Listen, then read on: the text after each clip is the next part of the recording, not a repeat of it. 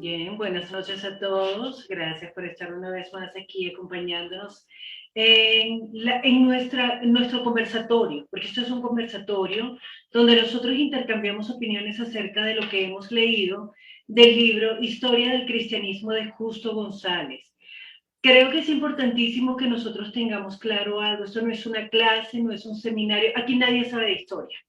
Aquí todos estamos leyendo un libro, conversando, que hemos visto, que nos parece, que nos llama la atención, que hemos aprendido o que hemos descubierto nuevo a partir de este conocimiento o de lo que nos está relatando el autor, pero no es una clase. Es importante que todos conversemos, todos planteemos nuestros puntos de vista y a partir de allí se pueda construir o deconstruir los conocimientos que nosotros tenemos acerca de la historia del cristianismo. Bienvenida, Berlín. Esa es tu primera vez, ¿cierto? Entonces, pues nada, comencemos. Bienvenido. Bienvenido a Berlín. Perdóname. Ups. Hoy solo puedes escuchar, listo. No hay problema. Hoy solo puedes escuchar, aquí escuchamos. Entonces, para empezar, como el objetivo final de nosotros como creyentes es que ese conocimiento nos ayude a poner un marco histórico a nuestro entendimiento de la palabra de Dios. Nuestro objetivo como creyentes, aunque no es imperante ser creyente para poder participar en este grupo, pero el objetivo nuestro sí es poder entender mejor la palabra. Por eso yo le voy a pedir a Martica que nos haga una oración cortita para dedicar este tiempo y que sea el Señor enseñándonos. ¿Vale? Por fin. Ok, claro que sí. Señor, gracias te damos. Hoy estamos de nuevo reunidos, Señor, siempre en tu nombre, siempre buscando la verdad, siempre conocerte un poco más, Padre. Hoy te pedimos que tú nos ayudes, que por medio de este libro nosotros podamos acercarnos un poquito más a ese momento histórico en que fueron desarrollados todos los sucesos, Señor, cuando estuviste aquí. Te pedimos que tú nos ayudes y nos abras, Señor, los ojos, que no vayamos a como a tragar entero lo que está aquí, sino que lo podamos llevar a tu palabra. Gracias por cada persona que se conecta, gracias por cada persona que va a escuchar y a ver este video y que sea de utilidad para nuestra vida de fe. En el nombre de Jesús, amén. Gracias, Martica. Entonces, hoy entramos estoy silenciada, no, hoy entramos en un tema bien interesante porque ya a partir de este punto no vamos a poder comprobar lo que nos dice el autor con la Biblia, con lo que nos relatan los escritos apostólicos. Y estamos en la página 19, el subtítulo es Los Apóstoles, Hechos y Leyendas.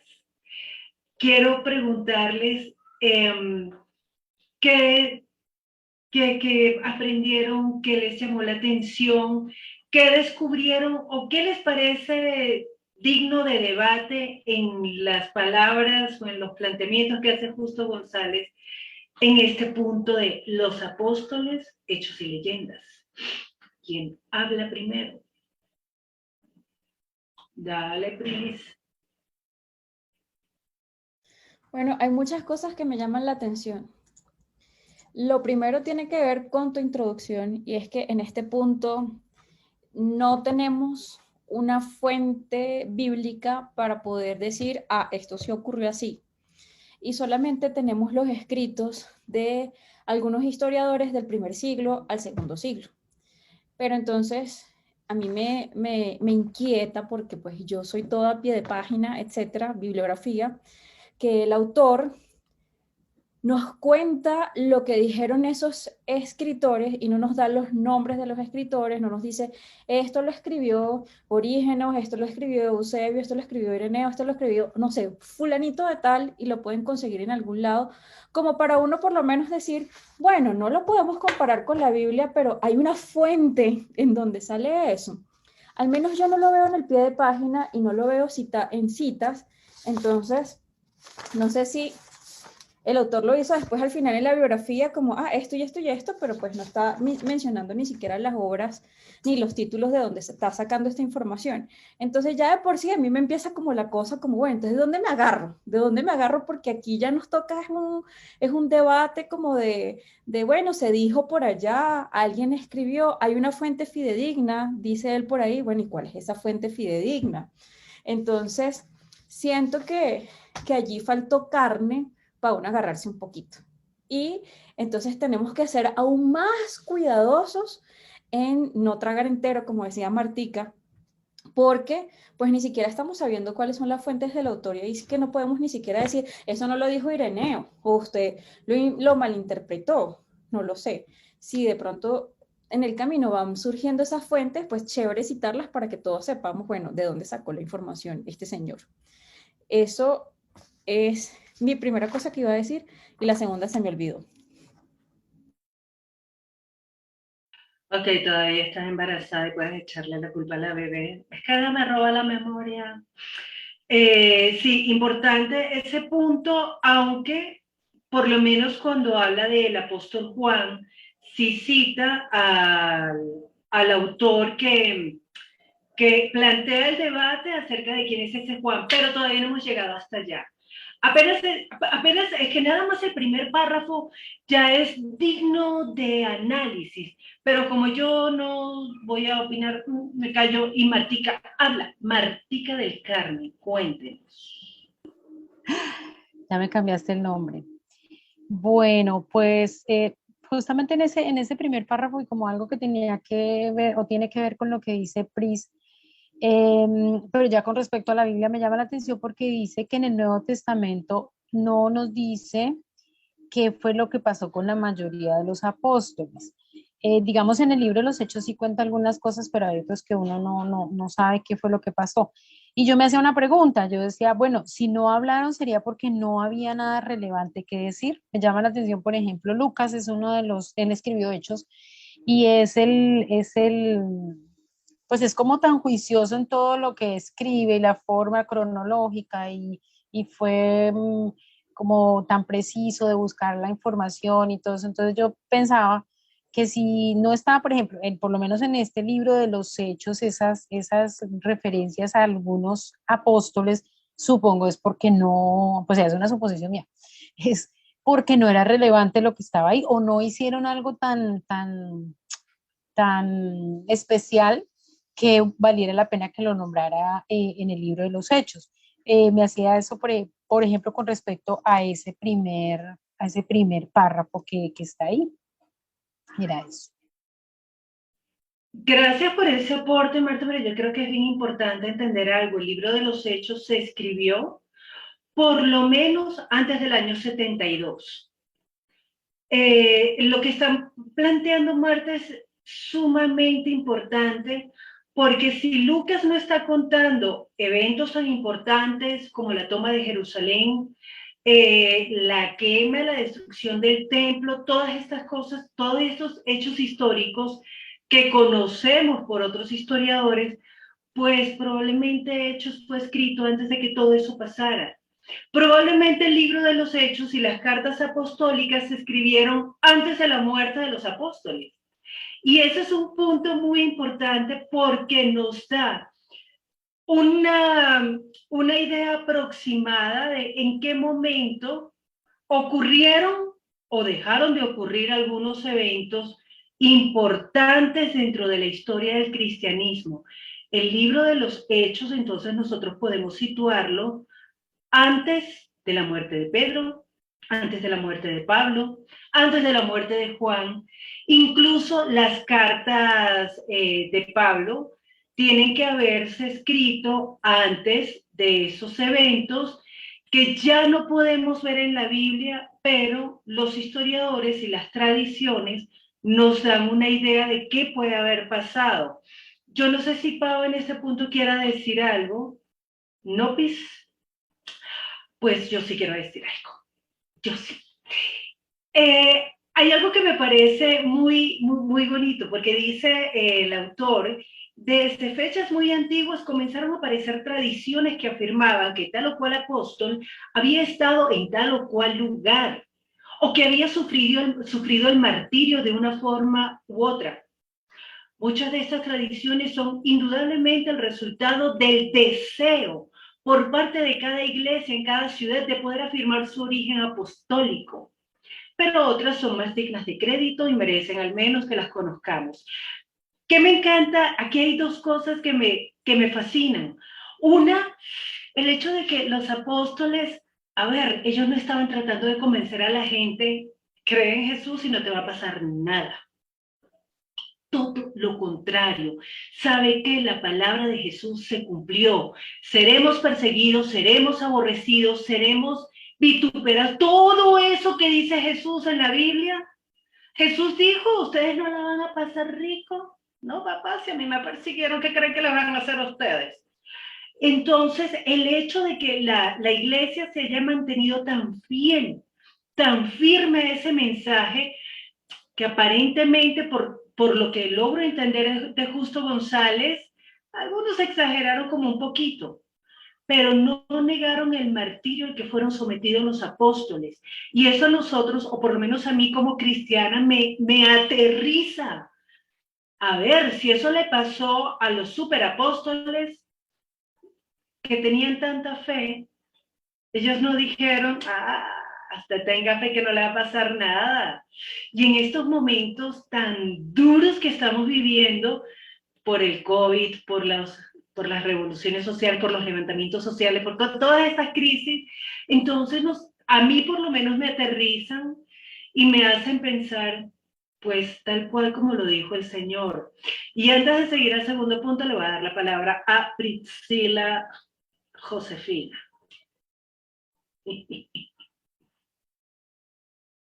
Micrófono. Sí, a mí también me llamó mucho la atención ese párrafo en donde dice que había un deseo de cada iglesia, de cada ciudad, de poder afirmar su origen apostólico. Claro que yo no lo llevé hasta tu análisis, yo lo llevé al análisis básico de decir qué chistosa la gente. O sea, mi iglesia es más importante dependiendo de quién la inauguró. O sea, si a mí me inauguró, ¿cuál es tu favorito? Entonces yo digo, ay, mi favorito de los 12 era, no sé, Pedro. Vamos a decir que fue Pedro el que inauguró esto, para que venga la gente. Y detrás de eso, pues obviamente intereses también económicos, ¿no? Para que aquí diezmen, para que venga la procesión de gente aquí, porque mientras que, si yo digo que esta iglesia la fundó Pedro, pues toda la gente que le gustaba a Pedro va a venir aquí, va a diezmar aquí, va a no sé qué acá, se va a congregar acá y pues más gente, más fieles. Claro, eso no lo está diciendo aquí Justo González, esto lo estoy diciendo yo, Yo sé, pero tú me da siempre risa. tu mente cochina, Priscila, Sí, la mente cochina, pero es la verdad. Claro, yo no puedo decir que esa gente, esas ciudades fundaron, afirmaron su origen apostólico solamente por intereses de tener más filigreses o más poder o lo que sea, pero estoy de acuerdo con Marta, se parece mucho a este tiempo. Ay, que esta iglesia la fundó el cardenal no sé cuál, vámonos todos para allá. Que en esta iglesia beatificaron a no sé cuál, vámonos todos para acá. Que en esta iglesia vino el apóstol y lo fundó y él fue el coreano que vino de acá, vámonos todos para allá. Entonces, sí, se parece mucho a nuestra realidad y me da risa. Me da risa porque quedó registrado en la historia que así también pasaba antes. Somos iguales, antes, ahora y después. te parece igualito. Sí, a mí me llamó, yo en mi inocencia, siempre yo tengo un corazón muy inocente, porque a mí me dio risa porque es la naturaleza humana de, a ver, yo quiero ser importante, ¿y qué me va a dar a mi importancia? Fulano fue el que vino para acá, Pedro fue el que vino Juan. Yo lo miraba más como para, hey, esta es una iglesia seria, aquí estuvo Juan, aquí estuvo Mateo. Nosotros tuvimos la oportunidad de leer un libro de MacArthur que descubrimos algunas cosas muy locas, pero muy locas, y nos reímos demasiado. Gracias, MacArthur, nos hiciste reír. Pero sí había como ese deseo de la gente de otorgarle seriedad y fidelidad al, a la iglesia donde estaban, dependiendo quién estuvo y quién no estuvo allí. Entonces, eso a mí me dio mucha risa, porque sí, como dice Martica, nos parecemos igualitos. Seguimos en esa misma onda de querer figurar dependiendo quién es el pastor, quién es el cura, quién es el obispo, quién es quién. Entonces, sí, seguimos siendo igual de primitivos que la iglesia primitiva. Entonces, listo, seguimos al segundo párrafo, ¿les parece? En este segundo párrafo que habla de Pedro, hablemos primero de Pedro. ¿Qué les pareció lo que dice Justo González en torno a Peter the Great? No, es Pedrito. Dale, Pau. Bueno, me llama la atención que Justo González aquí habla acerca de que Pedro estuvo predicando en Roma, ¿verdad? Y compara con un versículo en Primera de Pedro, donde habla acerca de que, o sea, él está diciendo, está interpretando que la Babilonia de la cual Pedro estaba hablando es Roma. Entonces, eso sí, ¿de dónde lo saca? Bueno, ellos comentan ahí que la base son hechos históricos, ¿verdad? Pero sí me llamó mucho la atención porque pues nunca he leído en el Nuevo Testamento o en el libro de los Hechos o en las cartas hablando acerca, o sea, no sabía que Pedro había ido a predicar a Roma, siempre relacionaba era a Pablo, no a Pedro. Entonces, eso me llama la atención. Ok, en este punto específico, Pedro en Roma, esa cita que hace Justo González acerca de la imagen que usa Pedro, hablando de Roma y escribiendo de Babilonia. ¿Alguien quiere comentar algo en este punto? ¿No, Pis? Pues a mí me pasó que Priscila, ¿te ibas a decir algo? Sí, para meterlo todo en la misma bolsa, porque para una vez hacer un solo comentario, dice ese tema de Roma-Babilonia, que justo dice que puede ser, porque tampoco es que lo está afirmando, todo parece indicar, dice justo, o sea, no está diciendo que esa es la verdad absoluta, que Babilonia a la que se refiere 1 Pedro 5.3 es Roma. Todo parece indicar, pues, porque son dos imperios y tal. Pero luego dice que la tradición, algunos autores afirman que él murió cabeza abajo crucificado y que la fuente para decir que sí es posible eso es que Jesús le dice a Pedro en Juan 21, del 18 al 19, cuando eras más joven te ceñías e ibas donde querías, mas cuando ya seas viejo extenderás tus manos y te ceñirá otro y te llevará a donde no quieras. Entonces, decir que esa cita tiene relación con que Pedro haya muerto volteado en la cruz, sí me pareció demasiado jalado de los pelos relacionar esas dos cosas. Entonces ahí sí como que justo, está como MacArthur, me reí. Me pasó lo mismo, yo cuando leí eso, yo pensé, guay, no le veo la relación.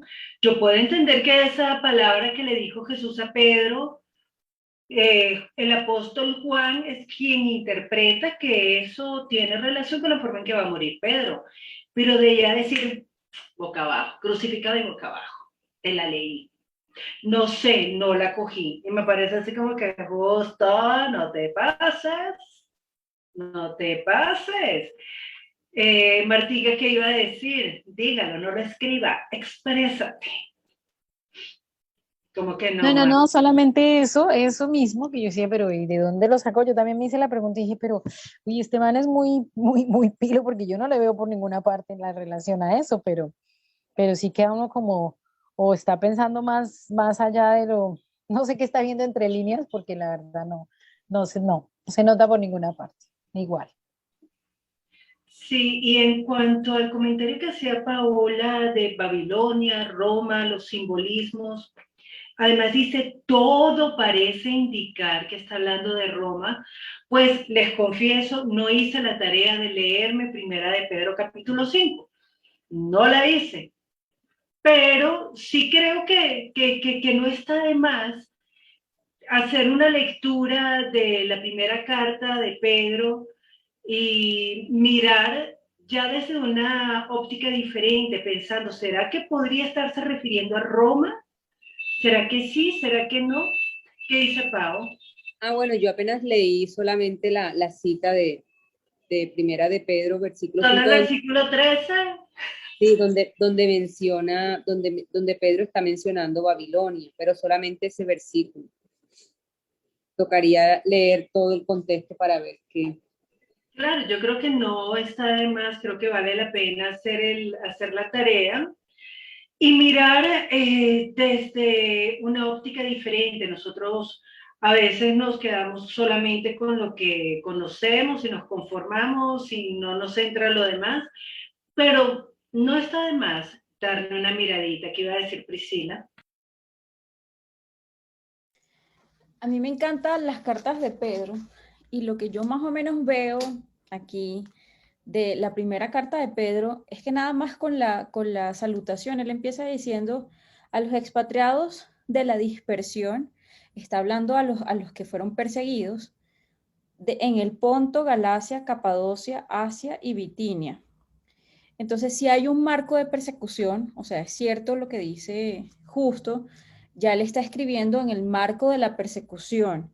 Yo no sé en qué año será esta carta y si esta carta se da en el contexto de Nerón, pero él habla, al final cierra, bueno, habla del testimonio de Jesucristo y al final de su carta él cierra con la frase, con lo de si sois vituperados por el nombre de Cristo, sois bienaventurados, si están padeciendo, si están no sé qué. Entonces, sí, él está hablando de una persecución, pero al final dice, bueno, resistan, sean valientes, bueno, apacienten la grey de Dios, etcétera, y al final dice, por conducto de Silvano, a quien tengo por hermanos fieles, escrito brevemente, amonestándolos y testificando que esta es la verdadera gracia, la iglesia que está en Babilonia, elegida juntamente con vosotros, Marcos, mi hijo, os saludan, saludos unos a otros con ósculo de amor, paz, sea con todos vosotros los que estáis en Jesucristo. Entonces, a mí lo único que me deja ver Pedro es que él dice a la iglesia que está en Babilonia y le está escribiendo a los que están dispersos en el Ponto, en Galacia, en Capadocia, en Asia y Bitinia. O sea que él no está en ninguno de esos sitios allí. Entonces, ¿en dónde más iba a estar? O está en Jerusalén porque se quedó allá, pero ya aquí no estaba, o, o él no dice dónde está. Entonces, si de pronto tiene alguna base que los autores, no solamente Justo, González, estén diciendo, seguramente él se encontraba en Roma y estaba en ese momento en la persecución de Nerón, porque pues Babilonia no estaba. Entonces por descarte, ¿qué otro país o qué otra región podría ostentar los poderes de Babilonia? Pues tenía que ser el actual imperio que era Roma. Pero ¿por qué no lo escribió claro y preciso? Pues no se sabe. Eso.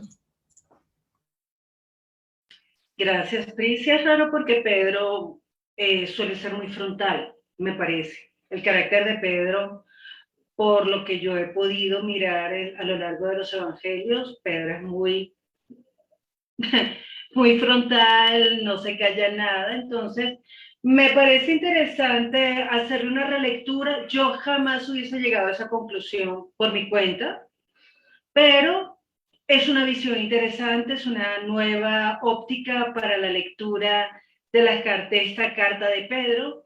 Entonces, no descartarlo, pero no darlo por sentado por el solo hecho de que lo esté diciendo Justo González. Ahora, llegamos a nuestro tercer párrafo, muy cortito, hablan de Pablo. ¿Qué quieren opinar en este punto?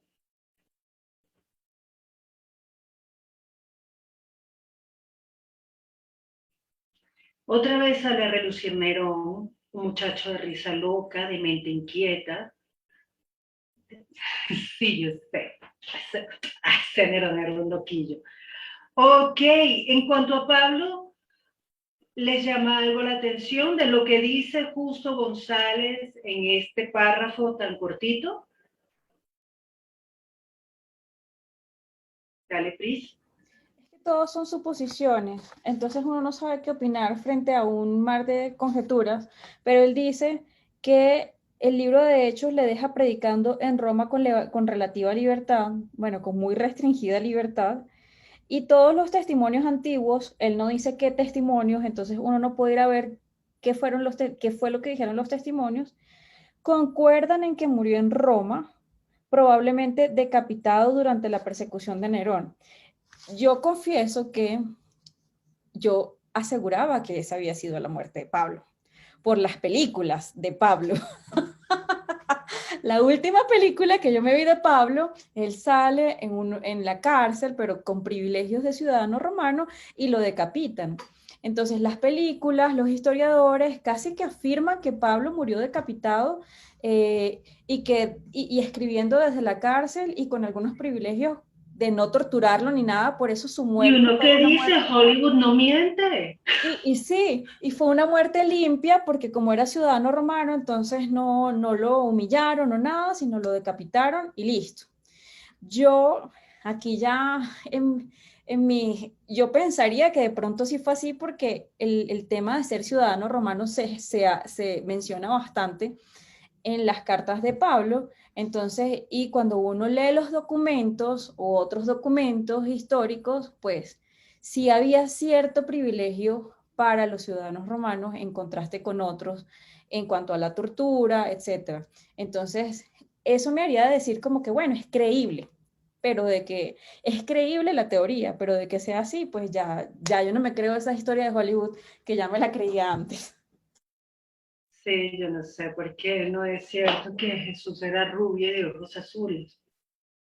Pero hay algo importante que debemos marcar. Justo González, en el primer párrafo está diciendo que muchas de estas tradiciones son indudablemente el resultado del deseo por parte de cada iglesia, en cada ciudad, de poder afirmar su origen apostólico. Pero otras son más dignas de crédito y merecen al menos que las conozcamos. Justo González no está afirmando que esta es la verdad. Justo González está exponiendo las tradiciones que merecen algún grado de credibilidad y es importante que las conozcamos. Entonces, sí es interesante que nosotros miremos en otros historiadores, en otras... qué pena, esperen un momento, qué pena.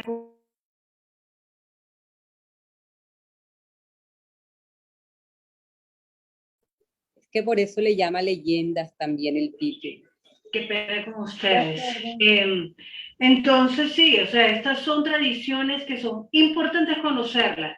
No son la verdad, pero seguramente Flavio Josefo y Eusebio, Ireneo, habrán dicho algo, habrán comentado. Y dado que esto fue así, dice que no es, o sea, no es posible decir que esto ocurrió, pero él termina diciendo, esa explicación resulta verosímil, aunque no hay suficientes datos para asegurar su exactitud. Entonces, es verosímil, pero no está afirmando que sea cierta. Entonces, pero vale la pena conocerla. Fíjense que con Pablo no se toma no se toma un espacio muy grande para explicar, o sea que no hay mucha contradicción entre lo que está diciendo la historia a lo que dice la tradición. Donde sí me encanta y donde aquí sí creo que vale la pena extendernos un poquito, es la reconstrucción de la vida y la muerte de Juan. ¿Algo que ustedes quieran mencionar?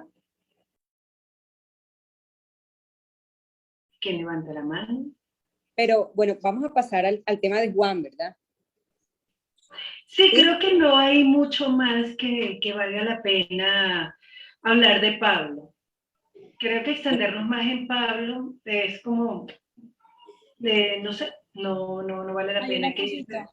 Hay una cosita que yo no sé cuándo fue que se escribió este libro, pero por ahí en el 2008, yo ahí toda fastidiosa con el Google, salió además otra teoría. Entonces, de pronto esto está desactualizado y ya hay más teorías sobre que Pablo fue extraditado y fue a otra ciudad. Y entonces sale que Clemente, citan a Clemente, que es un historiador serio, uno de los padres de la iglesia, diciendo que sí, que él lo extraditaron. Entonces, por el libro de Clemente, entonces sale esa teoría, está como chistoso, está como chévere e interesante. Quería meterle ahí otra teoría sazonada. Claro, no está de más meter otras teorías, sin embargo, aquí está hablando de las tradiciones y de la verosimilitud de lo que está planteando la tradición y la historia. Entonces, es interesante sí contrastar las teorías, pero no dejarnos llevar por la novedad, porque a veces sale una nueva teoría y nos volvemos locos y qué bueno, sí, pero no perdamos de vista que la novedad no siempre está tan apegada a la verdad, aunque tampoco la tradición está siempre apegada a la verdad. Por eso es que es bueno revisar todas las fuentes posibles y no quedarnos solamente con una opinión. Pero fíjate que cuando nosotros leemos en Hechos, en el versículo 28, ¿De qué, eh, de qué eh, capítulo? el capítulo 28 de Hechos, capítulo 28 que nos está hablando acerca de cómo vivió, o sea, cómo nos da como un bosquejo de dónde vivió Pablo, de cómo estaba haciendo él la obra, de que cuando él llega a Roma, no lo meten en la cárcel directamente, sino que lo dejan como en una habitación y él ahí puede predicar el evangelio, puede escribir, se reúne con varias de los mismos de ellos, de judíos, algo así, y nos menciona o sea, que él está haciendo como su vida, o sea, no tan restringida. Es lo que nos deja, pero no habla acerca de que él vaya a otras regiones, entonces ya eso sí hace parte de la historia. Sí, que bueno ese punto, Pablo, porque en realidad si fuera en esta época, Pablo hubiera tenido hasta Wi-Fi. O sea, Pablo estaba bien. Eso es lo que está diciendo él. Ahí termina el libro de los Hechos. Sin embargo, en las cartas de Pablo, Pablo está mostrando una realidad diferente. Él está sufriendo persecución. Pablo, incluso en la última carta, en la segunda carta a Timoteo, él lo está diciendo. No le está yendo nada bonito. Sin embargo, todavía allí no nos dicen las cartas cómo murió Pablo. No nos está diciendo ni siquiera dónde murió, pero ya por lo menos las últimas cartas, la última carta a Timoteo sí nos hace ver que Pablo estaba a punto de cerquita. ¿Qué iba a decir Martica? Bueno, en este párrafo a mí me llama la atención que empiezan a hacer allí como bueno, todos son suposiciones de que él hace, Justo González, pero cuando empiezan a hablar de que hubo como varios Juanes, ¿no? Que dice que empezaron a llamarse como el mismo, diferentes personas con el mismo nombre, entonces empieza a darse esa confusión. Y entonces hay una parte donde dice: además, la crítica concuerda en que los autores del cuarto evangelio y del Apocalipsis deben ser dos personas distintas, puesto que el primero escribe en griego con estilo elegante y claro, mientras que el segundo parece encontrarse más a gusto en hebreo o arameo.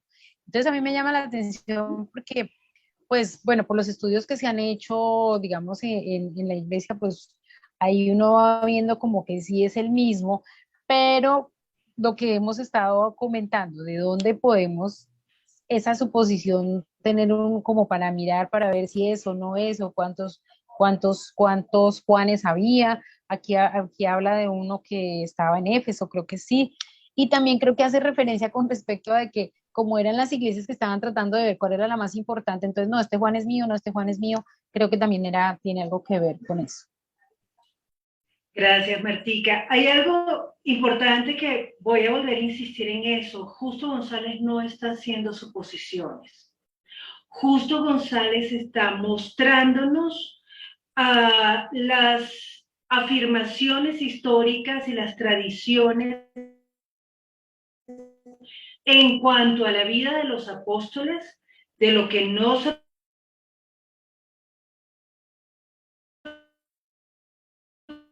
Te quedaste congelada, Adri, no se te escucha. Se quedó congelado.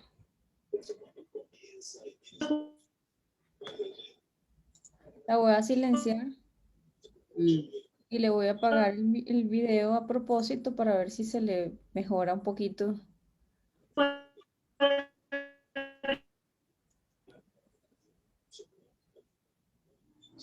Bueno, mientras Adri soluciona. Algo mejor. A ver. Adri, habla, a ver. Tú me silenciaste, ahora sí me Claro, escuchan. te paré el micrófono porque salía de que, oh, así. Es que estaba en remix. Ahora sí te escuchamos bien. Ok, voy a dejar el video en off, a ver si... No, Martica, no son leyendas, y esto es importante. Estas son, una cosa son leyendas y otra cosa son eventos y que son tradiciones de lo que ocurrió. Pueden ser verdad o pueden no ser verdad. Hay algo importante ahí, de hecho, en el caso del apóstol Juan, el autor cita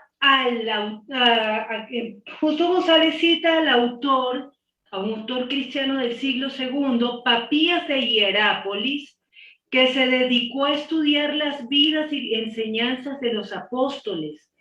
Él fue el que introdujo la teoría de que el Juan, del Evangelio de Juan, ¿sí me escuchan que las estoy viendo congeladas? Ok, el Juan del Evangelio de Juan no es el mismo Juan del Apocalipsis. Entonces, aquí hay algo bien importante. Papías de Hierápolis es un historiador del siglo II, un autor cristiano del siglo. Sin embargo, no, nada. O sea, te quedaste por Dios, ¿es en serio? Sí, te quedaste pegado en donde dijiste Papías de Hierápolis es un autor del siglo, no se supo de qué siglo era. El siglo II, eso lo cita Aquí está, sí, Justo González. La mitad del tercer párrafo, del cuarto párrafo. Exacto, me voy a quedar aquí quietita, al lado casi al lado del módem. Pero ¿qué es lo importante en este punto? Papías de Hierápolis hace su trabajo de estudiar a los apóstoles, la vida de los apóstoles, y es un trabajo que Eusebio destrozó, pero Ireneo de León aplaudió. Entonces, ¿a quién le creemos? ¿A Eusebio o a Ireneo? Esto es un punto bien importante porque nosotros podemos quedarnos con la visión de un autor o de otro, con la visión de un sacerdote, de un pastor, de quien sea, pero podemos darnos la oportunidad de mirar a cada uno de los autores, a ver cuál de esas posturas es la más verosímil, usando las palabras de Justo González. Pris, ¿qué querías decir tú? Y luego Paola. De acuerdo. A mí todo este tema de los escritores de Clemente, Ireneo, Eusebio, Orígenes, me parece que son fuentes que es chévere tener en consideración, pero por ejemplo, ahorita revisando, cuando estábamos hablando de Pablo, mira que Clemente dice en su texto, que yo no he leído, tendría que verificar. Te lo detuve, Adri, porque estabas con una cara muy chistosa y haciendo remix. Entonces ya te lo voy a reactivar. Toma. Estabas en una cara de meme. Entonces ya lo puedes reactivar otra vez. Listo, perfecto. Me va a quedar serio. Entonces, Entonces, Clemente dice que Pablo lo expatriaron, que lo extraditaron, lo extraditaron a Térraco en Roma. Y entonces ahí sale, y Clemente es un historiador muy, pues, reconocido. Pero cuando uno lee la misma carta de Pablo, que le dije a Timoteo, que la puse aquí en el chat, él no dice que lo van a extraditar. Ah, ya estoy cerca de mi partida, ya me van a mandar para no sé dónde. Él dice, yo ya estoy para ser sacrificado y el tiempo de mi partida está cercano. Y de ahí es donde viene la famosa consigna de Pablo. He peleado la buena batalla, he acabado la carrera, he guardado la fe, ya me está esperando Jesucristo con mi corona. Entonces, cuando uno contrasta la información, los pequeños retazos, los pequeños indicios que el mismo Pablo dice de su vida, y uno ve historiadores diciendo que es que fue que lo extraditaron para Térraco, para no sé dónde, uno dice, yo le doy más crédito a los poquitos indicios que me da lo que el mismo autor me está diciendo que a un historiador. Entonces me parece como chévere dejar la acotación porque aunque nosotros no tengamos en la Biblia forma de contrastar así categóricamente, por lo menos si hay unos pequeños indicios y por lo menos este tema de los Juanes, que uno fue un Juan del otro y otro fue el Juan del otro, pues uno podría pues revisar con la Biblia, con el Apocalipsis y con las cartas de Juan y hacer un estudio uno mismo y decir, mira, efectivamente, sí, no, sacar algunos indicios, yo no lo he hecho, pero ahora quedo con la pequeña de hacerlo gracias a esto. Y eso es algo muy importante porque nosotros podemos tomar la decisión. Yo le voy a creer a lo que me dicen, donde la persona que me está enseñando, podemos tomar la decisión de creerle a Eusebio o creerle a Ireneo, que apoyó a Papías y Hierápolis, o podemos creer, pues nosotros tenemos la decisión de creer lo que nos provoque. Pero también tenemos la Biblia, tenemos la palabra de Dios que nos va a permitir tener indicios que nos inclinen la balanza hacia uno u otro lado. Aquí están haciendo una afirmación. Papías de Hierápolis parte del principio, si no estoy mal es él, que al apóstol, que además, o sea, otro punto importante, ese nuevo Juan que introduce Papías de Hierápolis para asignarle la autoría del Apocalipsis, se siente más cómodo escribiendo en hebreo o en arameo. Eso a mí ya nada más, esa afirmación me estalla la cabeza porque hasta donde yo tengo entendido, admito mi ignorancia en este punto, pero todo el Nuevo Testamento fue escrito en griego. Entonces, ¿de dónde saca que se sentía más cómodo escribiendo en hebreo o en arameo? Es una afirmación, tendría que leer a Papías de Hierápolis para poder entender en qué se basa él, en qué fundamenta él esa afirmación. De repente cuando yo lo lea, yo le diga, papi, oh por Dios, ¿es en serio? O sea, Papías, ¿cómo se...? ¿Qué genio eres? Adri, O te les diga, está loco. ¿Qué dice Pablo? fíjate que acá ellos están mencionando también, el autor menciona, yo no sé si eso lo tocó como base Papías, acerca de que el primer Juan, el que escribe el Evangelio de Juan, él fue muerto, él lo fritaron, que lo echaron en una caldera de aceite hirviendo. Lo fritaron, no era una tajada, Paola. Lo fritaron. Torturaron. Como un patacón. Y al otro Juan, el del Apocalipsis, entonces me imagino que ellos, o sea, pensarán, oye, ¿cómo un hombre que lo meten en una caldera va a quedar vivo y lo van a aislar a paz, a una isla para que siga escribiendo? O sea, como que eso no puede ser. Entonces, por eso también me imagino que toman que hay dos Juanes, el Evangelio de Juan y el que escribió el Apocalipsis. Claro, Pau, y eso que tú acabas de mencionar es súper importante. Eso es un punto, un hecho histórico aparentemente que a él efectivamente lo fritan como un patacón. Lo que no sabemos es si quedó vivo o no.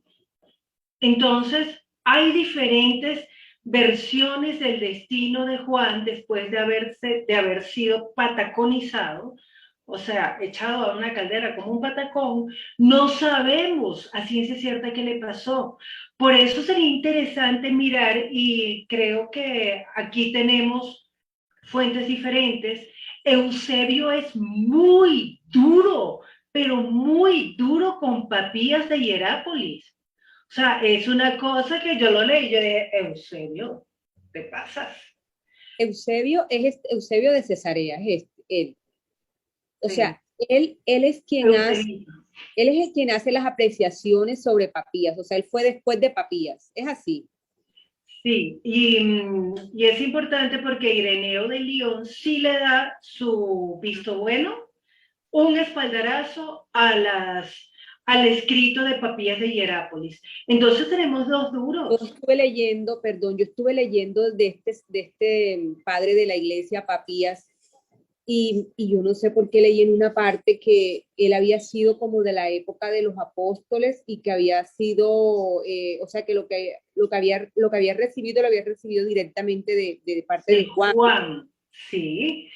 Eso es lo que él afirma. Eusebio se para firme y dice, usted no fue discípulo del apóstol Juan.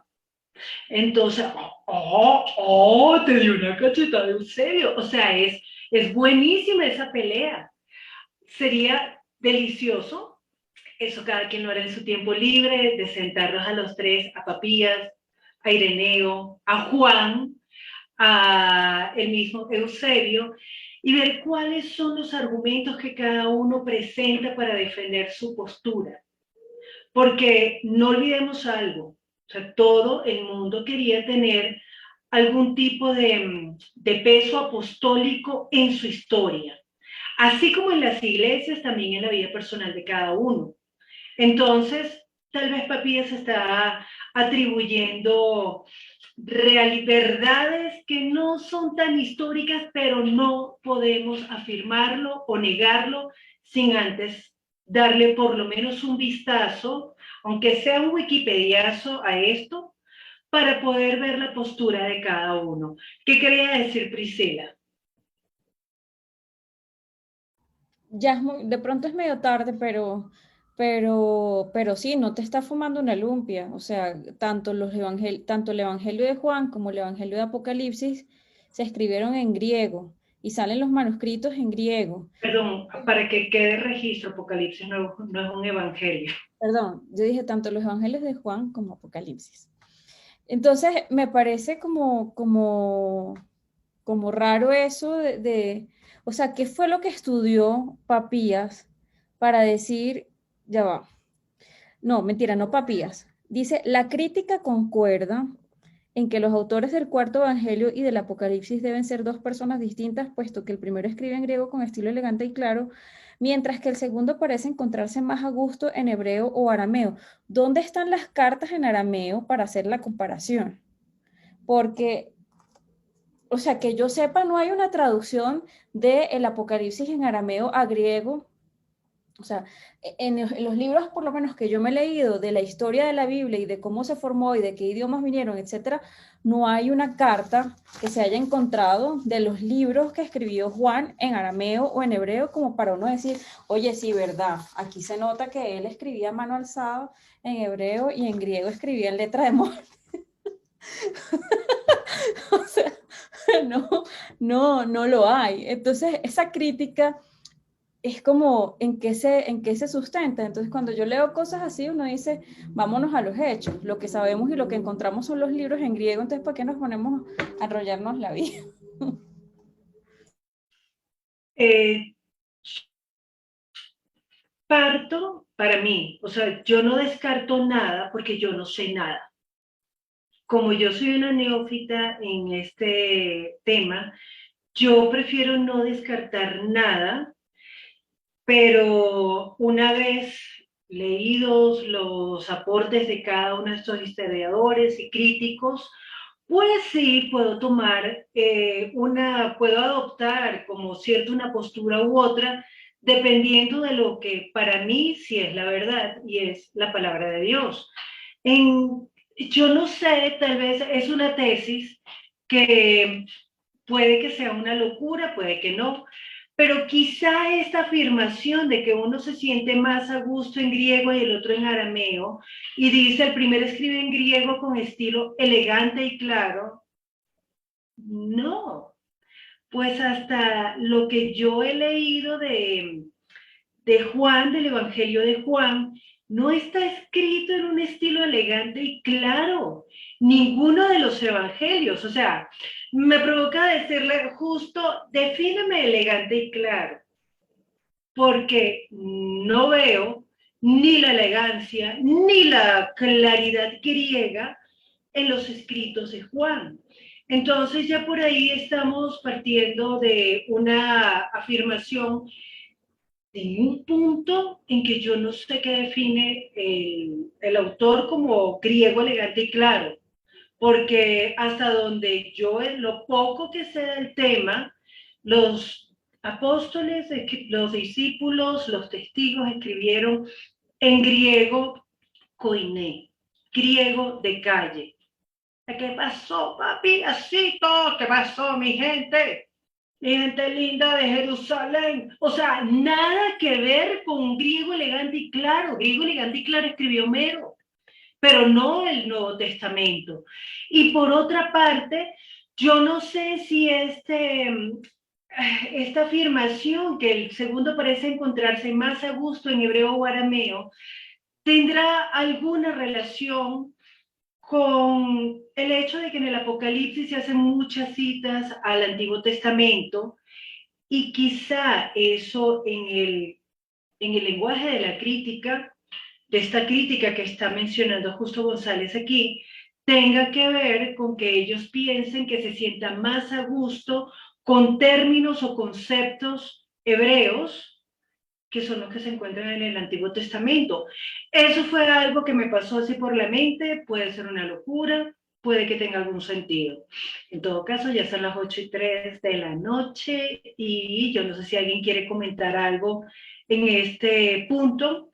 En todo caso, la discusión sobre Juan es muy interesante, muy rica y se puede seguir.